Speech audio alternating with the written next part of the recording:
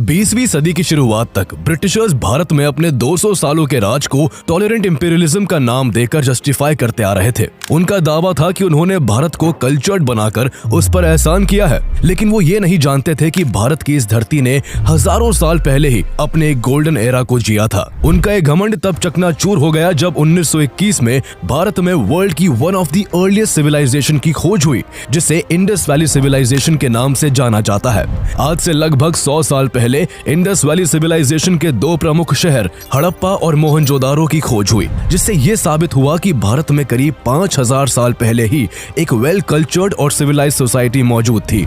ये शहर किसी सामान्य बस्ती जैसे नहीं थे, बल्कि यहाँ organised roads, massive buildings, amazing drainage system का जबरदस्त बंदोबस्त था। समय के साथ हुए एक्सकेवेशंस में टेराकोटा पॉट्स, कीमती आभूषण, स्केलेटन्स और डिफरेंट स्टैचूज मिले, जो उस समय के कल्चर और लाइफस्टाइल की कहानियां बयां करते हैं। जैसे जैसे सभ्यता को लेकर खुदाई आगे बढ़ी, वैसे वैसे एक पूरी दुनिया सामने आती गई, जहां इस सिविलाइजेशन के एग्रीकल्चर, ट्रेड, टेक्नोलॉजी और आर्किटेक्चर ने दुनिया को हैरानी में डाला, तो वही इसके वाटर मैनेजमेंट और ड्रेनेज सिस्टम इतने शानदार थे कि आज भी दुनिया के कई शहरों में ऐसी फैसिलिटीज नहीं है। दशकों तक चली खुदाई में यहाँ से उस समय की स्क्रिप्ट का भी पता चला, लेकिन आश्चर्य की बात यह है कि मेसोपोटामियन और इजिप्शियन जैसी एंशिएंट सिविलाइजेशन की लैंग्वेज पढ़ी जा चुकी है, लेकिन इंडस वैली सिविलाइजेशन की स्क्रिप्ट को पिछले 100 सालों की कोशिश के बाद भी आज तक सॉल्व नहीं किया जा सका है। तो आइए जानते हैं कहानी दुनिया की इस प्राचीन और महान सिंधु घाटी सभ्यता की। इस सिविलाइजेशन के बारे में ऐसा क्या खास है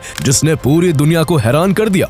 आखिर मलबों के अंदर दबे हुए इन शहरों की खोज कैसे हुई? क्यों इस सिविलाइजेशन की लैंग्वेज को 100 साल की खोज के बाद भी नहीं समझा जा सका है? और आखिर ऐसा क्या हुआ था जिससे इस महान सिविलाइजेशन का ऐसा अंत हुआ कि आज उसके वजूद की कहानी महज खंडरों में ही सिमट कर रह गई है।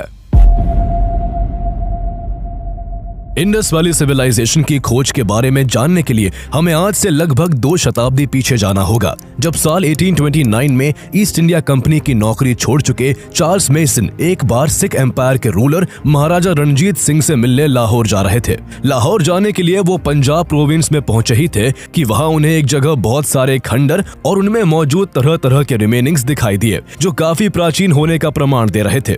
वो इस बात से बेखबर थे कि उन्होंने अनजाने में दुनिया की हजारों साल पुरानी सभ्यता का एक प्राचीन शहर खोज निकाला है। लेकिन हिस्ट्री के प्रति उनका पैशन इतना स्ट्रॉन्ग था कि उन्होंने जो कुछ भी देखा उसे डॉक्यूमेंट करना शुरू कर दिया और बाद में इस जानकारी को अपनी एक किताब में अराइवल एट हड़प्पा नाम का टाइटल देकर पब्लिश किया। इसके बाद 1831 में British traveller sir Alexander Burns और 1853 में British military officer and archaeology के शौकीन सर अलेक्जेंडर